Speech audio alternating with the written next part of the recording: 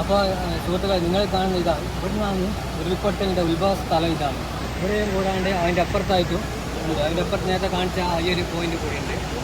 അപ്പോൾ ഇവിടുന്ന് ഉരുൾപൊട്ടിയിട്ടാണ് വലിയ കൂറ്റൻ പാറകളും മരങ്ങളും അതുപോലെ തന്നെ മണ്ണുകളും കടപുഴകി നമ്മൾ നേരത്തെ കണ്ട് ഇതിൻ്റെ താഴെ പ്രദേശമായ വിലങ്ങാടേക്ക് പോയിട്ട് പതിച്ചിട്ടുള്ളത്. നിങ്ങൾ കണ്ടില്ലേ, ചെറിയ തോടായിരുന്നു, വലിയ പുഴ പോലെ ഒഴുകിയ റോഡുകളെല്ലാം പൊളിച്ചു പോയി. അപ്പോൾ ഇവിടുന്നാണ് അത് ഉത്ഭവിച്ചത്. കാണില്ല, അവിടെ നിന്ന് കണ്ടറിയാൻ പറ്റിയ വീട്ടിലെ ജീപ്പുകളും അതുപോലെ തന്നെ എല്ലാം വളരെ വലിയൊരു ദുരന്തം തന്നെയാണ് ഇവിടെ വിലങ്ങാട്.